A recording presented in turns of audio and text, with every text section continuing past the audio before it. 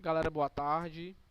Pessoal, hoje nós vamos ver algumas vanguardas russas, certo? Muito importantes para a gente entender alguns pontos das artes mundial, certo? Vamos lá. Algo muito importante, pessoal, que a gente vai ter que entender aqui é a questão da Revolução Russa, né? Lembrando que a Revolução Russa, como Primeira Guerra Mundial, quanto Segunda Guerra Mundial, vai ter um forte impacto na arte, certo? Então você pode ter, por exemplo, um ultranacionalismo esperando uma guerra, como uma grande depressão após a guerra. E tudo isso vai ser, né, exposto ou expresso em quadros, ok? E aí, pessoal, devo lembrar vocês alguns pontos da Revolução Russa. Bom, vamos lá. Primeira coisa, nós falamos, né, nas aulas de história que a Rússia era comandada por uns camaradas chamados de Cisares, ou Tizares, ou Quizares. Tanto faz, certo? E existia um que era o Nicolau II, né? Como a gente bem sabe, era um cara que queria a modernização da Rússia e tal. Vamos lá. E aí, como vocês bem sabem, galera, você vai ter um confronto, certo?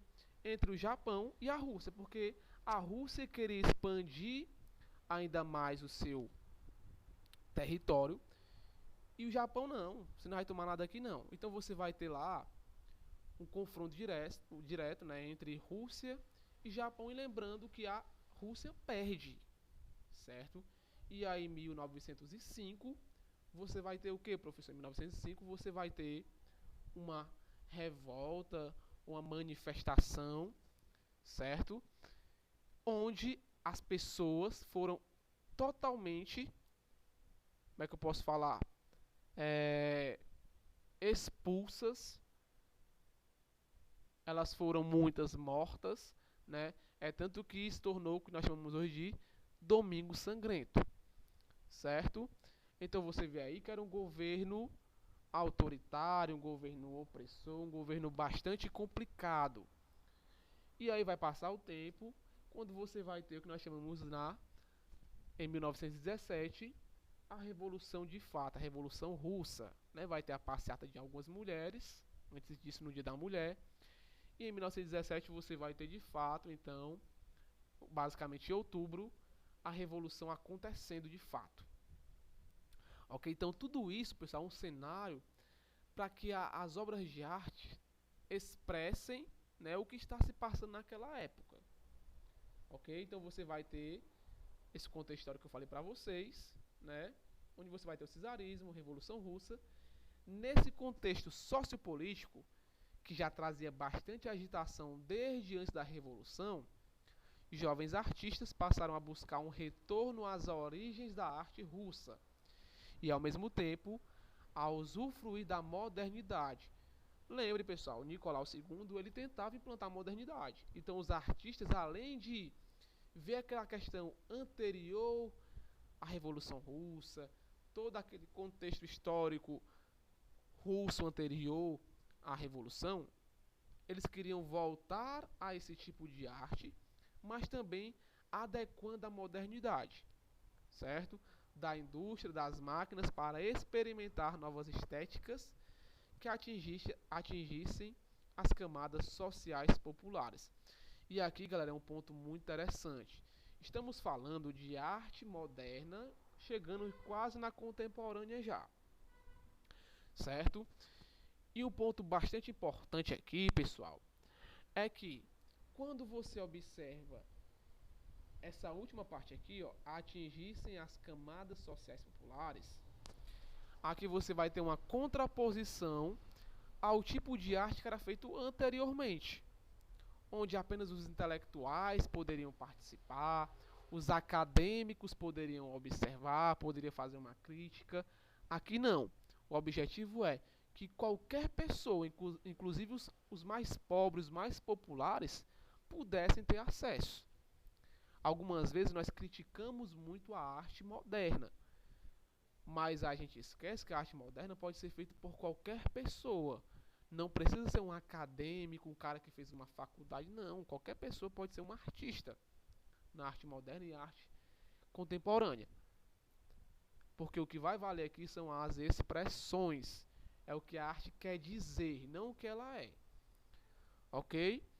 Vamos lá. Não estou falando aqui que esses pintores, esses artistas não sabiam pintar, não tinham técnica. Eles tinham técnica, eles sabiam pintar, sabiam utilizar as cores, profundidade, tudo isso eles sabiam fazer. Mas a questão é que o objetivo não era mostrar isso. Olha aqui o quão bonito meu quadro é, quão sensacional. Olha as cores que eu utilizei, olha a sombra. Não é isso, não é isso que eles querem mostrar. Não é a técnica, não é o academicismo, mas a expressão. Vamos lá. E aí você vai ter aqui uma arte chamada de arte abstrata e vanguardas artísticas. Isso é muito comum, galera, a gente vê uma grande separação, dicotomia entre arte abstrata e arte concreta. Professor, o que é arte abstrata? É o que a gente não pode pegar? Mais ou menos, galera. A arte abstrata, certo? É um tipo de arte que vai tentar apresentar ao público algo que não existe fisicamente, na realidade, certo? Eu consigo desenhar um computador porque eu sei que ele fisicamente, concretamente, ele existe, certo? Então, esses pintores que usavam muito a arte abstrata, eles não tinham esse interesse em mostrar o concreto. A gente vai falar um pouco mais sobre isso. Vamos lá. Esse tipo de arte perdurou ao longo do século XX. Podemos entender de forma simplista como arte abstrata qualquer trabalho de arte que não retrate de forma literal o que pode ser encontrado em nossa realidade concreta. Vamos lá. O que nós estamos falando aqui é o seguinte: dá para o cara fazer um computador na arte abstrata? Dá. Mas você não vai ver um computador convencional concretamente como nós vemos hoje. Certo? Vão utilizar cores diferentes, perspectiva diferente, formas diferentes, certo? Para tornar essa questão abstrata. A arte abstrata dá preferência à exploração das linhas, cores e formas segundo os objetivos próprios. O cara vai deixar a sua imaginação, a sua expressão ditar a arte e não o contrário. Vamos lá. E aí você vai ter, né, um quadro bastante famoso de Duchamp, né, que alguns vão tratar ele como o início aí da arte abstrata, né, o nu descendo a escada. Acho que até mostrei já em alguns outros vídeos para vocês. Então, nu descendo as escadas. Primeira coisa, a gente não consegue ver uma escada convencional e nem alguém nu convencionalmente, concretamente. Mas é isso que ela quer dizer para o autor, certo? E aí, galera, uma forma de arte também muito famosa foi o raionismo, certo? Vamos lá. Se iniciou em 1911 com os experimentos dos artistas Mikhail Larionov e a sua esposa Natalia Goncharova, certo?